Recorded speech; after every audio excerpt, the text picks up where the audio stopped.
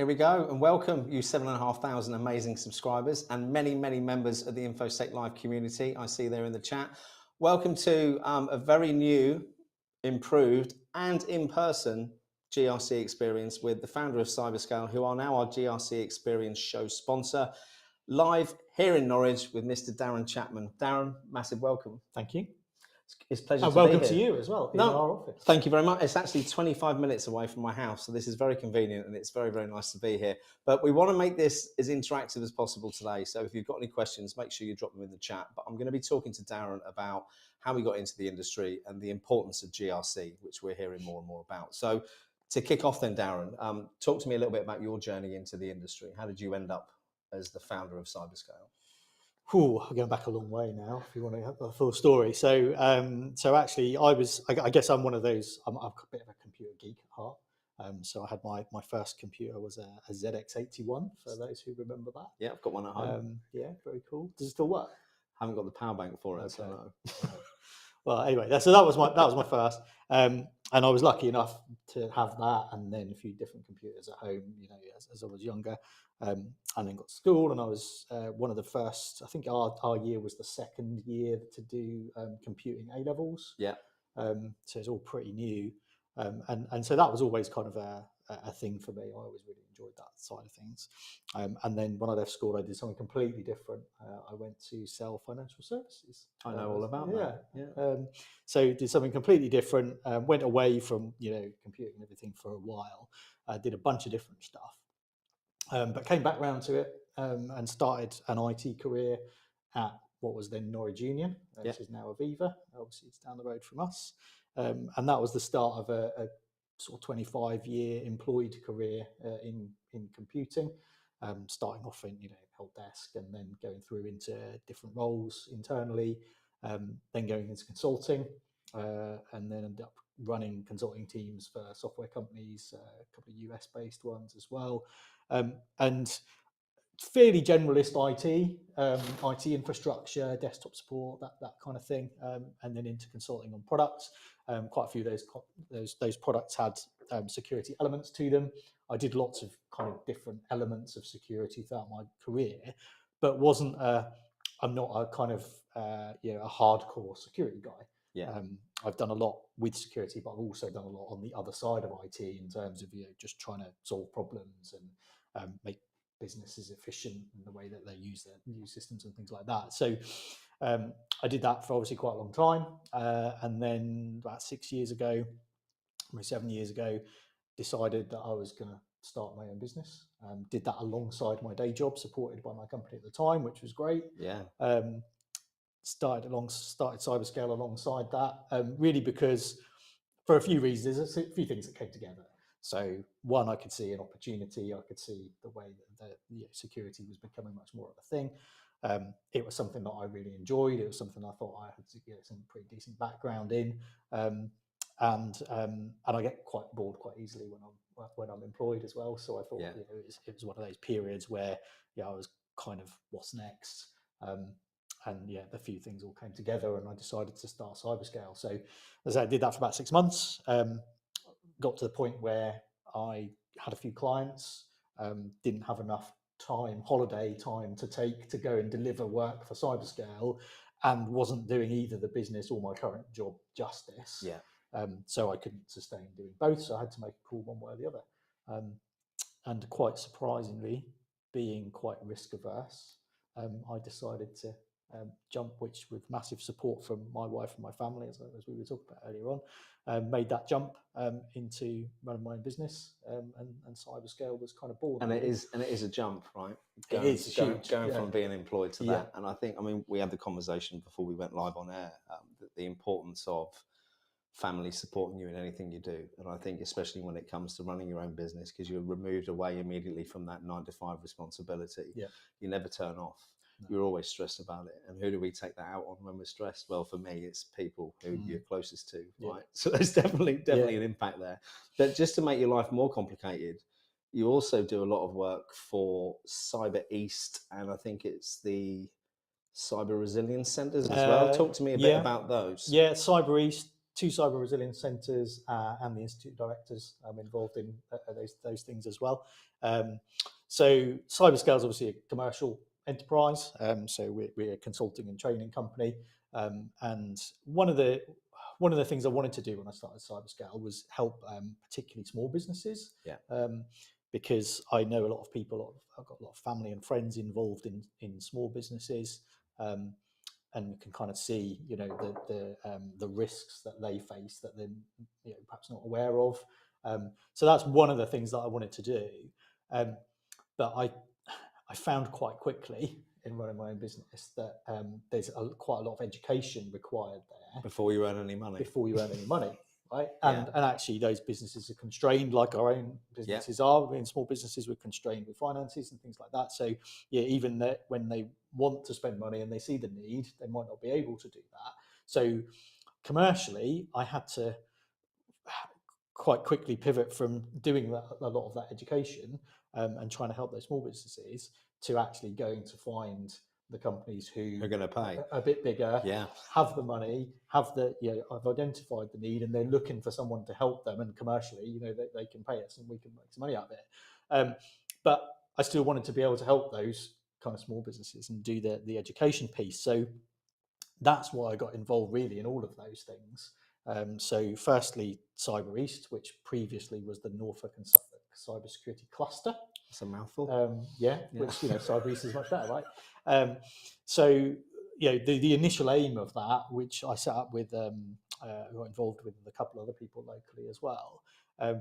The initial aim of that was really to do that education piece, and because there's more of us available to do that, we just gave up a little bit of our time rather than all of your time, rather than all of it, and we could kind of go and do that education.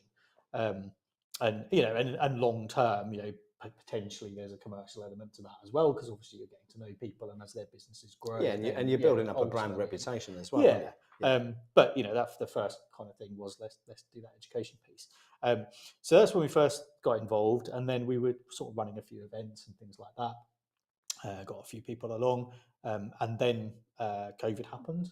And so the face-to-face events kind of went away, and we kind of were thinking, okay, what are we going to do with this? Are we come out of it? Are we going to carry on? And around the same time, the cyber resilience centres were coming online. And they had more of a bit more resource, bit more financial backing than we had, because Cyber East is all. Are they government funded? Yeah, so we're government police funded and police backed. Collaboration between police and businesses. And they were we felt they were better placed to do that education piece. So actually, and also at the same time, the clusters were becoming more recognised formally through some government backing as well, through what is now DCIT, formerly DCMS. And so there was potentially some funding available there. We looked at what the other clusters were doing around the country, and perhaps it was a bit less on the education side and a bit more on the sort of building an ecosystem and collaboration amongst companies and things like that. So we decided to kind of repurpose the cluster a little bit, do it more in line with what the other clusters were doing. So that was Cyber East. So is that? Let me clarify then. So if you were then a small business, you'd effectively go to that cluster and you'd have approved people within that you could then nothing formal in terms of approval, but it's got lots of people in it who are a bit of a community, lots of companies who kind of have they want to do the right thing around security and collaborate together, and where there's one company who kind of, I guess we tend to stay in our lane a bit in those companies. That's a kind of quite a common thing, that they're very good at what they do. But when they get outside of that, they know that actually there's someone else probably needs to help that customer with that piece, and there might be someone else within the cluster who can do that. So it's quite collaborative in nature, and then there's a skills element to the cluster as well. So I kind of helped lead that, and then the resilience centres obviously came on board as well, and I joined the advisory group for that as well, so to help. Because you don't want any of your spare time back for yourself at all, or no? Let me just check. Let me check the chat, because I'm normally looking at this screen, so I'm normally seeing this at the same time. Terry's there. Darren, keeping an eye on you in the chat. Nice to see you, Terry. Joe Wells, good to see you. Straight and narrow. Justin, can I just say that Simon's haircut is A1 class? I need the barber's name. He's a Turkish barber in Norwich, if you'd like to come over. Thank you very much. It's very kind. Greg, good to see you. And Mad Dog, or Prashant, as I know that you are. The ZX81 had nothing on the BBC Micro. I mean, there's a debate, isn't Well, there? the BBC Micro is what we used in school to start the program. I remember that well. Yeah. So that was pretty good from a. I think I had a Spectrum, and then I had a Commodore VIC-20. So you moved to the dark side after the Spectrum. I did. Right? It was my cousin had a Commodore VIC-20, so I got his old VIC-20 where I learnt my skills on Jet Set Willy, I think it was, the game at the time. So I went ZX81, Spectrum, Sinclair QL. Ooh. I'd be interested to know if anybody else had one of those, because that was pretty unusual. Yeah. You were spoiled, weren't you? Yes, I was. And then we went into the, what were the 8086s? So that was the first PCs, right? The more business oriented. Was that Amstrad? No. Yeah, we had an Amstrad 1512. That's right. Yeah. I remember those. And then as well. A 1640. And then I can't remember. I mean, my first. I mean, we're going off topic a little bit, but I remember when I was little, I used to go to see my dad at work, and he was the accountant for a garage chain. I'll mention it as a Reliance Group. They used to do Renaults in Norwich. And I remember having to going into the computer room with him, and the computer room was actually a cupboard, floor to ceiling, with these massive boxes with one of those like ticker tape printers where you had the dots along the side. Can you remember those on the green and white paper? Yeah, printing off all the. I can't remember. Can't remember. That was punch tape. That's it. Yeah. My mum used to work on those, I think. Yeah. A long time ago. So that was my sort of first introduction to tech, and my cousin was hugely into gaming, and he taught me a bit of basic coding. Yep. Yeah, but then I, like you, then went away from technology and didn't come back until 3 years ago. So, well, I think what was kind of interesting about this, and if my dad watches this, he'll like me talking about this conversation, because when I left school and I kind of went into the finance piece, and I didn't last very long in that, and then I didn't really know what I was doing, so I wasn't doing much, and I was doing a bit of bar work and things like that. And me and my dad had a little bit of a falling out, not much, but we had a little bit of a falling out because I just wasn't really doing a lot and didn't really have any direction. He wanted to pick you up and shake you, didn't he? Yeah, but in a nice way, right? To give me a direction. And I think he kind of thought that I would have probably gone more like the university route and gone computing, do a computing degree and things like that. But we have this conversation a little bit, and I think if I'd have gone that route, I'd have ended up quite different in terms of what I'd been doing. I'd have been much more of a sort of a developer or something like that. Yeah. I didn't have a lot of huge amount of self-confidence when I was younger. So I would have been very kind of insular, I think, and doing that. Whereas I learned a huge amount from doing bar work and School of life, sales and stuff like that in terms of my own social skills. Yeah. And the ability to talk to people, anyone who can knock on doors and be rejected that much in financial services is resilient enough to do any job. Exactly. I think. And so, a lot of the stuff I do now relies very heavily on going and running a workshop or sitting and talking to C-level people in an organisation. And I don't think I would have been able to do that if I'd have gone that traditional route. It's those things those skills that I learned, running bars and things like that. That's where that. We were talking about inspirational leaders before we went live, and I think it's Steve Jobs who did the speech connecting the dots. Have you seen that? Where he talks about at university the subjects that you're learning. And I think where it comes to in the end, all these things come together when at the time when you're doing them, whether it's digging a hole or labouring on a farm, you can't ever see how you're going to benefit from it.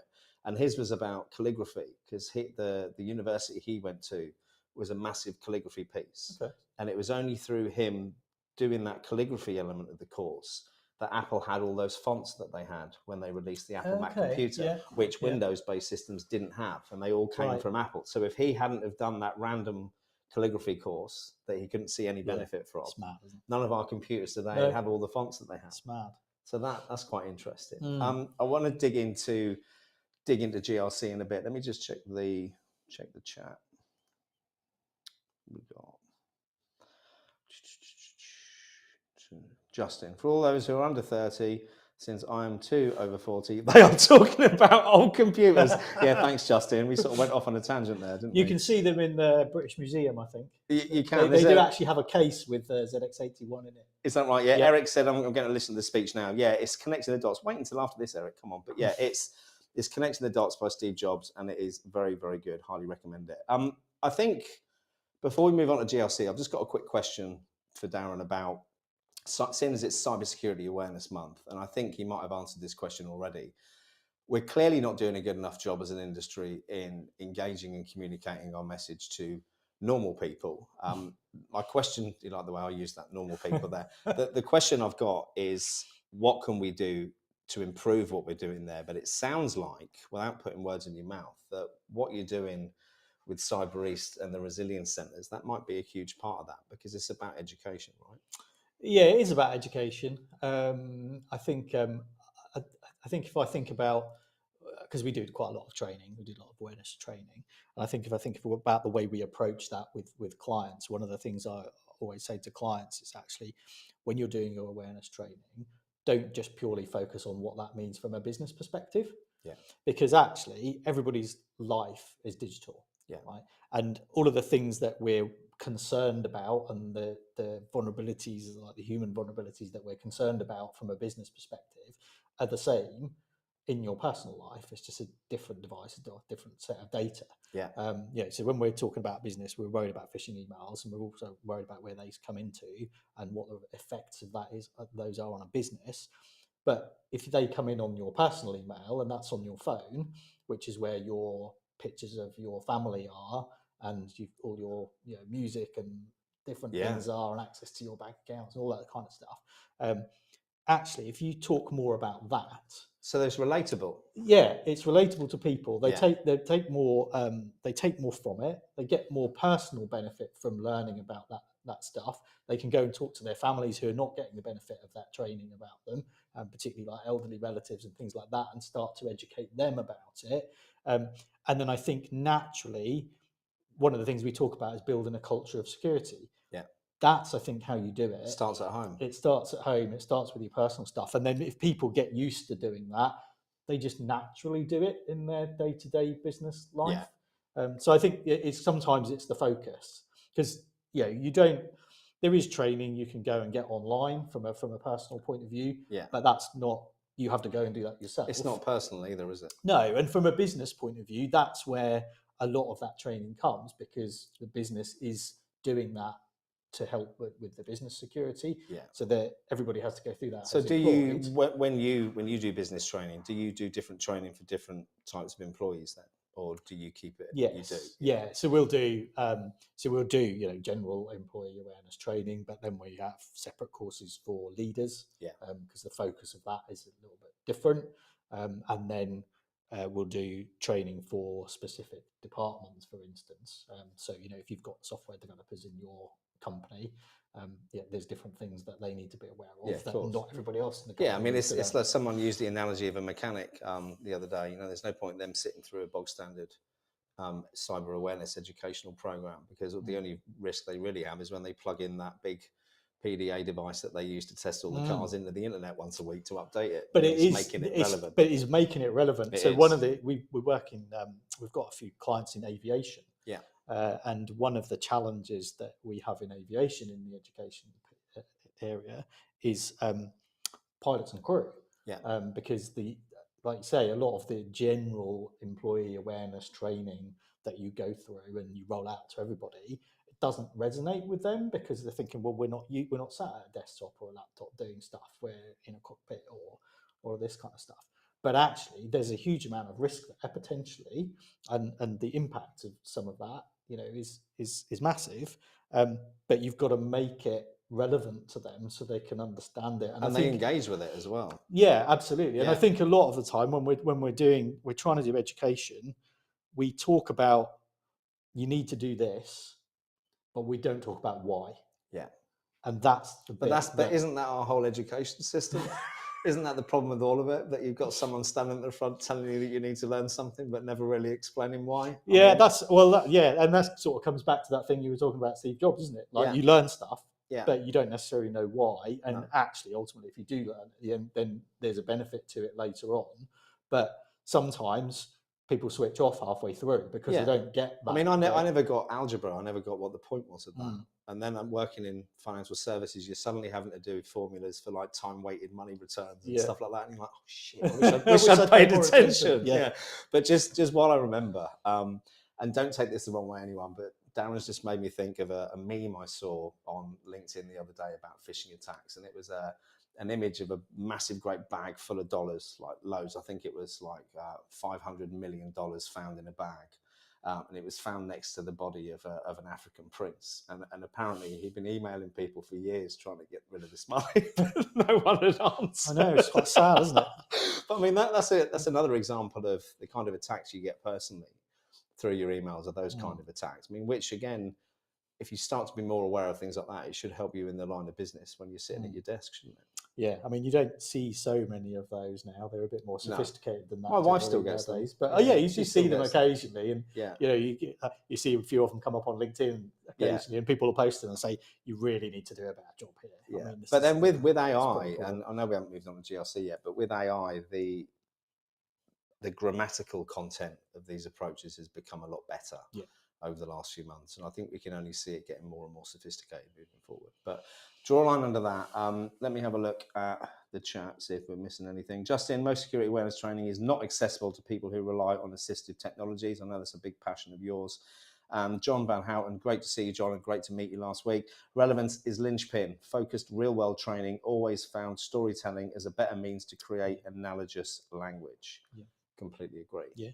Okay, so if anyone's got any questions, by the way, please do drop them in the chat. Happy to take them as we go through. But I'm conscious that this is the GRC experience, and we haven't actually spoken about GRC at all yet. So from running CyberScale, Darren, what kind of work are you involved in? So GRC is a big part of the business, but what's day-to-day look like at CyberScale? What sort of jobs are you doing? So I guess for if I talk about kind of a typical customer journey for us, that very often will start with an assessment.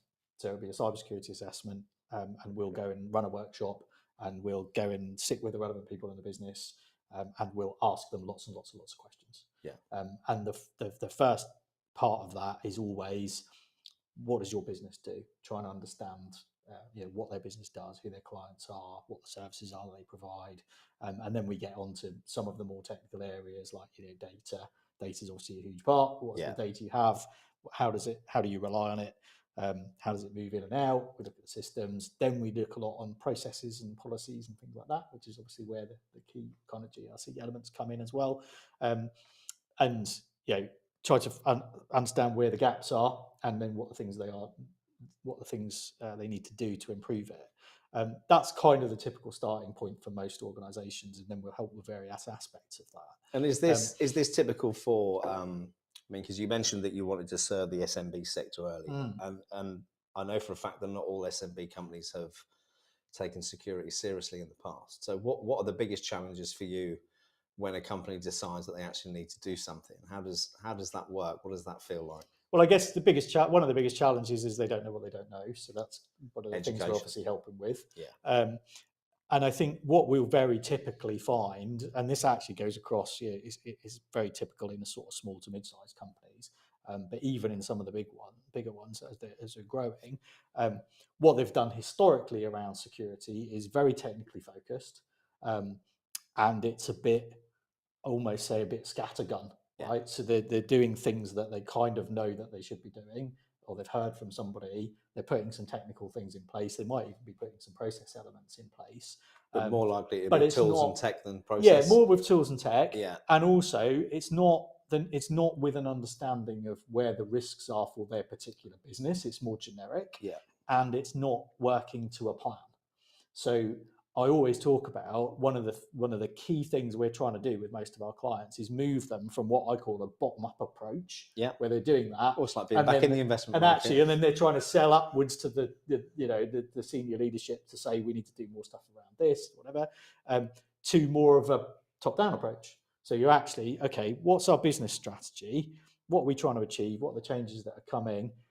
Have a really good understanding of our business. Let's understand the risks, and then let's build a cybersecurity, information security strategy and that's what guides us. So then you have a set of policies sitting underneath that, which then guide your decision making when you're choosing technology, when you're implementing processes, and when you're making key decisions. And it becomes much more of a top-down approach. And I think that's kind of the essence of what we're trying to achieve when we talk to most of those customers. Okay, what's the biggest challenge you have when coming across a new customer who's considering, taking security seriously? What tends to be the biggest challenge? Or is that very much dependent on each client? Yeah, I mean, those, if they're in that position, it's not normally a huge challenge because they're past the point where And the big challenge is, right? Yeah. The big challenge is actually you talk to lots of customers and they're not really potential customers, and they're not really in a position yet where they do want to do that. Yeah. Where they understand that there's more that they need to do, or they have the sufficient motivation to do it. So, yeah. Do you think people are scared off by the costs or the perceived costs around it as well? Because you look at, I saw Greg Vandergast did a post today or yesterday, which included a graph on breaches and security spending. And basically, it's like the definition of insanity, this graph, that we're spending more and more money on tooling, but we're getting more and more problems. Yeah. Do you think the vendor narrative out there has shaped the way companies consider security? I think historically that hasn't helped. I think the sort of, silver bullet syndrome. Yeah. I think that's getting better, to be honest, but it definitely hasn't helped historically. So I think, cost is obviously an issue. It's not really seen as an investment; it's seen as a cost. Yeah. It's never going to happen, right? So, this is another bugbear of mine. From coming from a financial services background, the terminology return on investment isn't normally something that I'd associate with spending millions of pounds on security tooling each year. For me, that's more about debt management than it is ROI. But that doesn't sound as good for the market in brushes, does it? No, exactly. I think but it is. I think one of the things we do talk about is there are potential benefits to it, but ultimately it is some of it is it's just almost a cost of doing business nowadays, and that's not right, because if you get a cyber attack, that's a criminal act, right? But it is a reality, so you can't just go, okay, well, that's not right, so we're not going to do anything about it. You still need to do something about it, and a lot of companies are custodians of their customers' data, and they have a responsibility to look after that. So I think there's the problem is the motivation, and it's the number of clients who come to us saying we need to do more about it. Is because it's the right thing to do is quite minimal, right? In terms of proportion, there's normally some kind of trigger that does that, and that's one of three someone things, they know right? has been breached. Someone they know has been breached, or they've been breached, and they don't want to have that to happen again. Or customers are starting to ask them about it more. There's a lot more questionnaires. There's a lot more due diligence done through third-party supply chain management, or it's insurance, or regulation.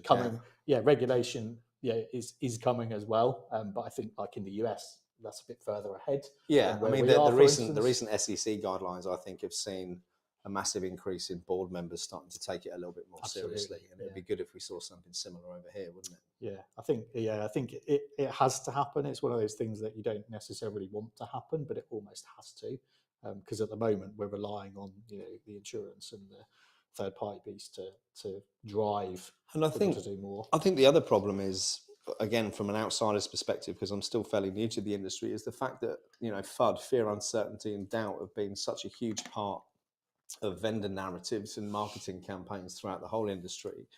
Do you think we should be moving towards more of a business enablement message? Because having a robust security posture enables you to open doors for businesses and with companies and industries that you wouldn't have had access to before. Yeah, absolutely. We do talk about that, particularly within the context of the the questionnaires and things that you get, and it is an opportunity. Particularly if you're in a sector where security isn't really seen as a big thing at the moment, and you can differentiate yourself by getting ahead of that, because it's going to come. Whatever industry you're in, it's going to get more in terms of people asking questions. So if you can get ahead of that, and you can also demonstrate to your customers that you're really taken this stuff seriously, and you're taking that responsibility around their data and things like that, it can be a differentiator for sure. Yeah. But that's a finite time that you've got to do that, right? Because until everybody starts doing it, or everybody's mandated to do it, then everybody. Have you got any idea of stats around that, around numbers of how many SMBs have been actually engaged and done anything about it? I mean, the last stat I heard was about what's the basic one you can do as a company? I think you do them here. Cyber Essentials. Cyber Essentials. I think the stat was, and this is 2 years ago now, that 1% of companies in the UK had actually done it's not Cyber Essentials, which is the most basic level. It's like, I think it's definitely still in single figures. Okay. I know it's maybe 6, but it's still quite small. And it's it's quite. I find it quite concerning sometimes when we talk to customers about Cyber Essentials, and quite often they'll outsource. Smaller companies will outsource their IT to an MSP, right? Yeah. We used there's to. a huge mix in terms of the level of security focus that some of those MSPs You've been ever so polite about this. Yeah, I am being polite. I don't. Yeah, but ultimately, what we find, right, is my kind of view on it is if you're outsourcing your IT, then Cyber Essentials should be relatively straightforward for you to get. Yeah, because your MSP generally will be building your machines for you, updating your operating systems, patching them, managing your firewalls, managing your antivirus.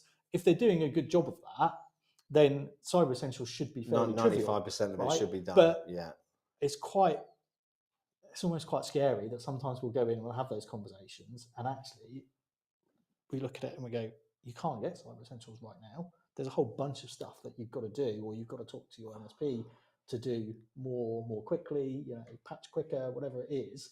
And sometimes that's down to the MSP. Yeah. And sometimes it's down to the customer who the MSP's been telling for ages, you need to do this, you need to do this, but there is an enhanced service level that you have to pay for to get that, which is a commercial reality.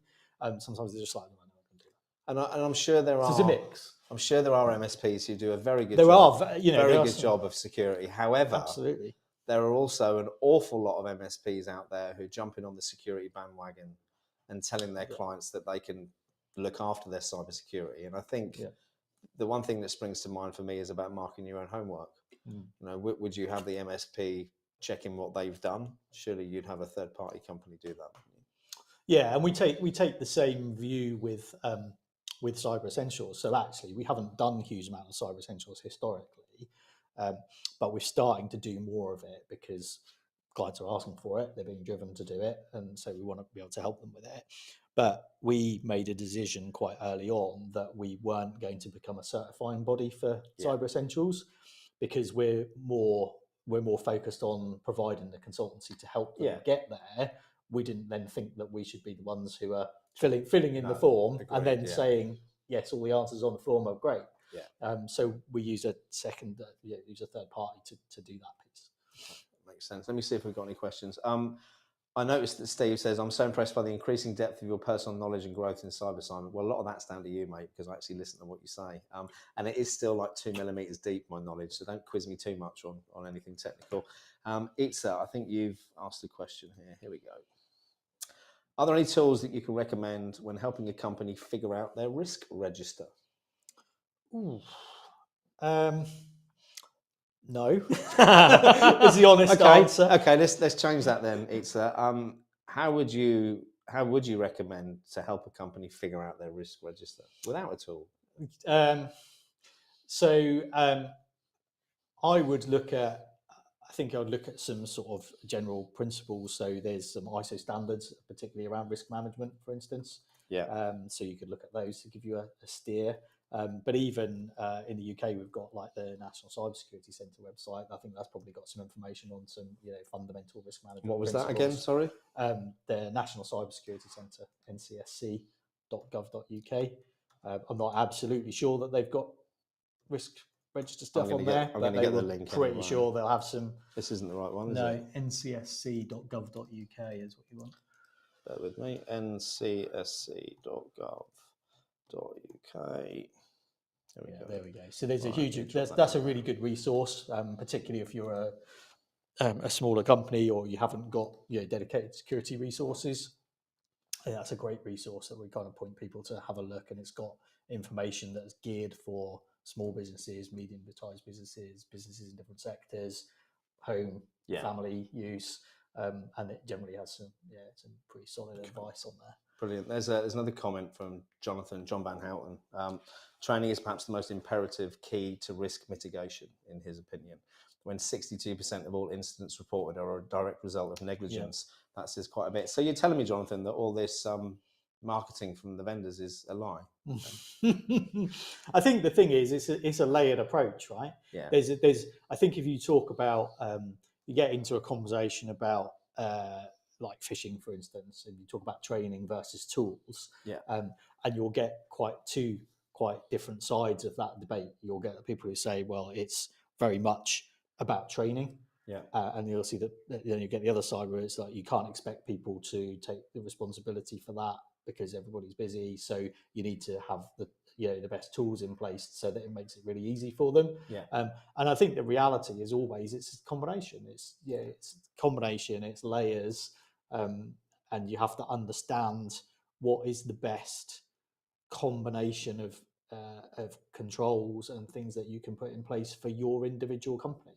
Companies are different, the cultures are different, and you have to understand that. And I think that's really, for me, that's the kind of, I was saying earlier on, that's kind of the essence of the bit that we do from a GRC point of view. And it's that understanding of how you piece everything together and make it right for your individual organization. That's where the skill comes. And that leads on, I think, really nicely to this comment from Prashant, who said, if not Cyber Essentials, what security baseline / framework would you recommend? And before you answer that question, again, layman's question from me to tag onto that, are we too obsessed with frameworks? And the reason I say that is because you've just said how important it is for each individual business to look at their own requirements. Do you think frameworks help or hinder that? And I suppose we should also answer Prashant's question as well, which was, if not Cyber Essentials, what security baseline / framework would you recommend? So my view on frameworks is they definitely serve a purpose, but how well they serve that purpose very much depends on how you approach it. So you can approach, so Cyber Essentials is a really good example, right? Cyber Essentials is at the basic level is a self-assessment questionnaire, and whether you get it or not depends on the answers that you put in there. Right? So it is quite easy to kind of game the system. So there are, and it's getting harder to do that, by the way, because they're putting more robustness into it, but you can do that. And the value that you get out of that, or an ISO framework, or CIS controls framework, really depends on how you approach it as a company, and whether you're approaching it from the point of view of, I want to use this as a tool to help me improve my security, or whether you're using it as I've been told I need to get insurance. I need to get insurance. I need to get this contract with this company who say I have to have Cyber Essentials, and I'm going to do it as quickly as possible. And the bare minimum. I'm going to do the bare minimum. And that's all I care about, right? And that dictates how valuable that framework will be to you. That's a great way to answer. I think that's the simple answer. Some of the differences between the frameworks. So Cyber Essentials, ironically, can be very hard to get for some big companies who have been around for a while. Because of all the legacy stuff. Because of the legacy stuff. And Cyber Essentials is a very kind of prescriptive framework. So it's, if you have this, then you can't get it, or you need to change that before you can get it. Right? It's very prescriptive. Whereas something like ISO 27001 is much more of a risk-based framework, and you can approach that in a different way. So you can have some legacy kit, but you can put different controls and mitigating. Or you just say it's not connected to the network. No, Again, that's doing it the wrong way, right? Well, you can take it off, so you can't do anything with it. But you could put different controls around it, and the fact that you've got, you're running a legacy operating system because it runs a piece of kit that you can't change in the short term, that doesn't prevent you from getting ISO 27001, but you do have to assess the risk around it, and you have to manage that risk. But it's a whole different ballgame doing 27001 to doing Cyber Essentials. So it's about understanding what's right for you as an organization. Part of that is a massive part is how you approach it. Part of it is what's driving you to do it, because sometimes you'll have to do one of those frameworks for a commercial perspective. But other than that, we've had clients come to us saying we need help with getting Cyber Essentials. And my first question is always, okay, that's great, we can help you, but why? Why do you want it? And we've had clients who've come back to us and said, we spoke to 5 companies, and the reason that we used you is because you're the only company that asked that question. The rest of them just went, yeah, we can help you with Cyber Essentials, it's this much. And they had hugely varying quotes, by the way, I bet. from 1,000 up to 10,000. Wow. And we ask the question, and that's the thing is, if we do an assessment, it's very much, if it's not, if they don't specifically need that framework, it's very much right. Let's look at where those frameworks might fit in, where they might help you achieve your security goals, and then if it's relevant, then we'll do that as part of the picture. Makes sense. But it's security first, not compliance first. Yeah, I like that. That's a good statement. Just see what Jonathan's saying. Literally, one would have to analyze all asset types in play, talking about Itza's question, then perform from this asset inventory that includes people, resources, policies, and procedures, and determine on a scale of impact versus likelihood. But that is roughly there. There are actually many factors that go into determining a localized risk value. Sounds like Jonathan knows what he's talking about. It does. I think very nice guy, actually. And also, Jonathan, a big fan of clotted cream, which is very hard to get in the US because of the UHT milk. We had a whole conversation about this in Tampa last week. Yeah, but he has found and perfected, I think you said, an 1.5 or 2 hour process where he can make clotted cream. And he makes his own baked beans. So next time I'm in Tampa, I'm coming to see you. There you go. Going to take some clotted cream over as well. Or I'll just have some of the clotted cream that was created. Love it. Actually, I've got something, bit of audience participation now. So we haven't got long left, but we've put together, I think I've uploaded the wrong one. Hold on. Not perfected, but close. I'm sure you'll get there, Jonathan. Got put together a couple of logo stingers for Darren, because CyberScale are now, if I get the right one, here it is. CyberScale are now our GRC Experience Show sponsor. So when I bring future guests on, I want to do a little stinger to kind of bring them on with their logo. And we've got 3 choices. So I'm going to give you, our audience, the decision on which one of these we should use. So I'm going to play them all in order, A, B, and C. If you can vote, they might be 2 the same. So we'll see how this goes, but let's have a look. First one is this.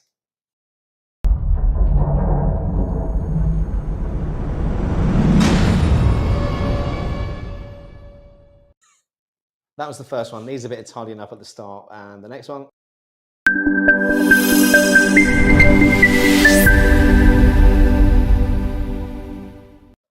Quite like that one. Quite clean and simple. And the last one, this one.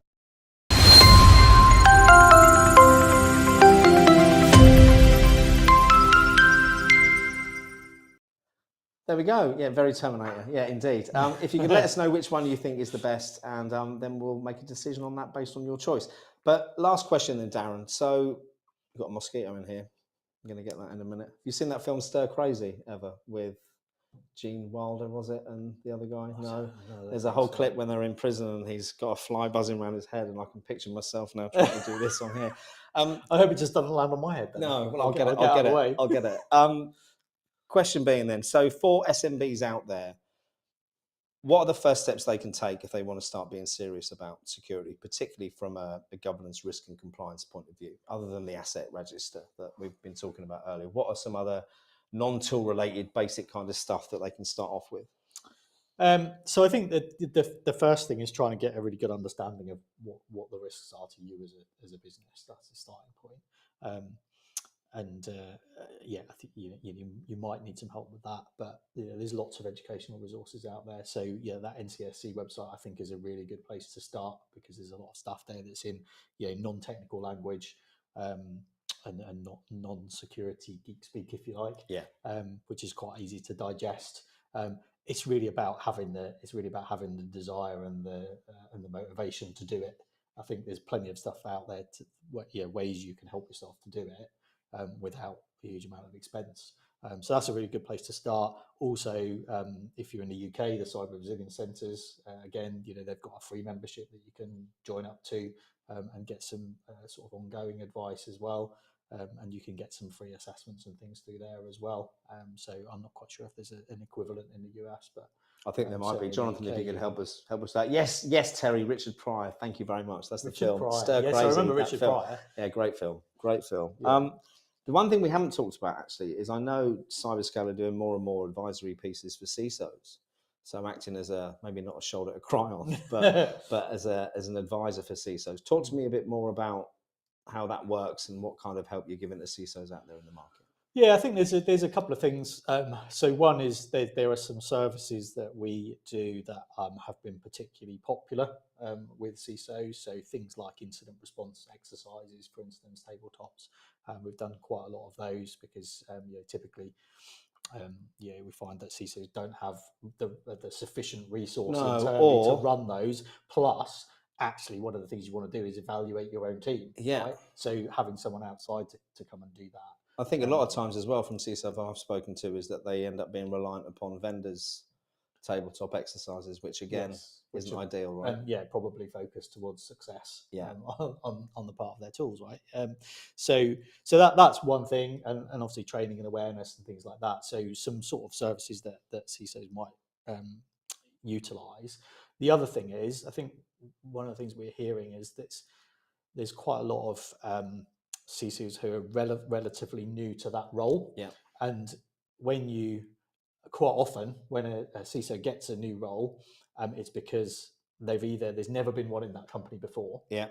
Or the previous CISO has moved on.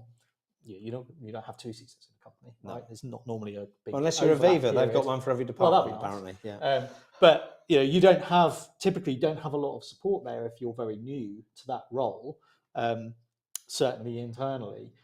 So one of the people that we've got obviously working with us, who you know very well, is Buck, Professor Buck Rogers, and he's got a huge amount of experience. And leaning on his experience, we're looking to do maybe some kind of mentoring type program where we can perhaps support people who are new in role or working into that role. That's super interesting, and I'll tell you why.